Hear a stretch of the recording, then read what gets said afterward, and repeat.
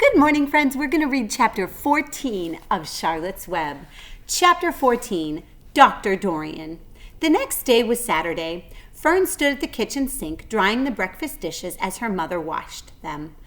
Mrs. Arable worked silently. She hoped Fern would go out and play with the other children instead of heading for the Zuckerman's barn to sit and watch animals. Charlotte is the best storyteller I've ever heard, said Fern, poking her dish towel into a cereal bowl. Fern, said her mother sternly, you must not invent things. You know spiders don't tell stories. Spiders can't talk. Charlotte can, replied Fern. She doesn't talk very loud, but she talks. Well, what kind of story did she tell? Asked Mrs. Arable. Well, began Fern, she told us about a cousin of hers who caught a fish in a web. Well, how would a fish get in a spider's web? You're making that up. Oh, it happened all right. Charlotte never fibs. One day she was hanging around on the web, and a tiny fish leapt into the air and got tangled on it. The fish was thrashing and thrashing. Fern, stop inventing these wild tales. But I'm not inventing, said Fern. I'm just telling you the facts. Well, what finally happened? Asked her mother, whose curiosity began to get the better of her. Well, Charlotte's cousin won.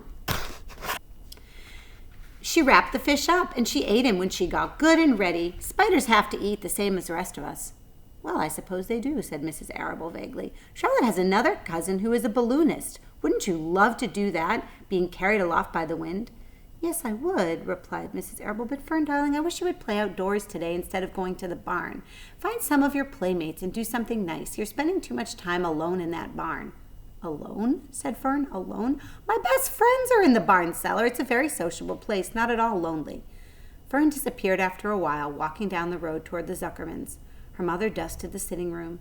As she worked, she kept thinking about Fern. It just didn't seem natural for a little girl to be so interested in animals. Finally, Mrs. Arable made up her mind that she would call on Dr. Dorian. So she got in her car and drove to his office in their village. Dr. Dorian had a thick beard. He was glad to see Mrs. Arable and gave her a comfortable chair. It's about Fern, she explained. Fern spends too much time in the Zuckerman's barn. It doesn't seem normal. She sits on a milk stool in a corner of the barn cellar near the pig pen and watches animals hour after hour. She just sits and listens. Dr. Dorian leaned back and closed his eyes. How enchanting. It must be nice and quiet down there. Homer has some sheep, doesn't he?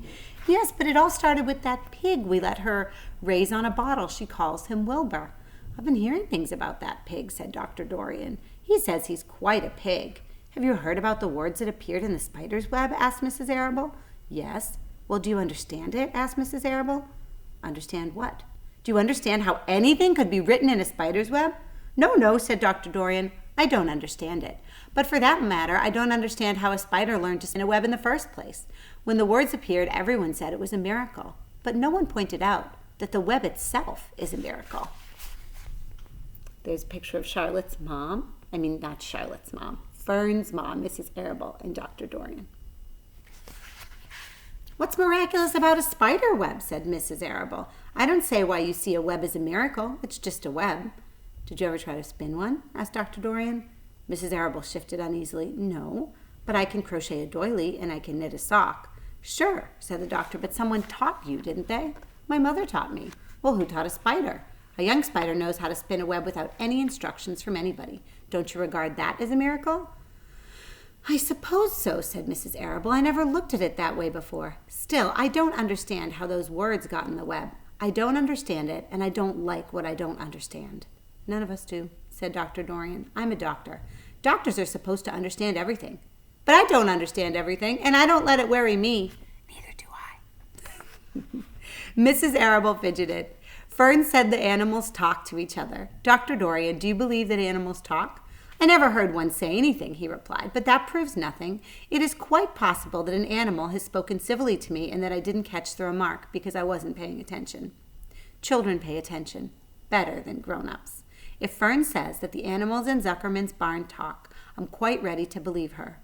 Perhaps if people talked less, animals would talk more.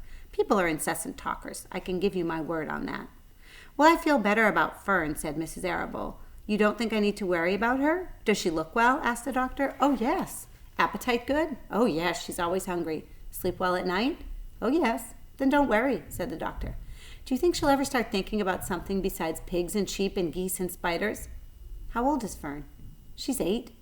Well, Dr. Dorian, said Dr. Dorian, I think she'll always love animals, but I doubt that she spends her entire life in Dr. Zuckerman's barn cellar. How about boys? Does she know any boys? She knows Henry Fussy, said Mrs. Arable brightly.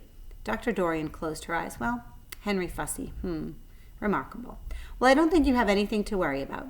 Let Fern associate with her friends in the barn if she wants to. I would say offhand that spiders and pigs were as fully interesting as Henry Fussy. Yet I predict the day will come when even Henry will drop some chance remark that catches Fern's attention. It's amazing. Children change from year to year. How's Avery? He asked, opening his eyes wide. Oh, Avery, chuckled Mrs. Arable. Avery's always fine. Of course, he gets into poison ivy and gets stung by wasps and bees and brings frogs and snakes home and breaks everything he lays a hand on. He's fine. Good, said the doctor.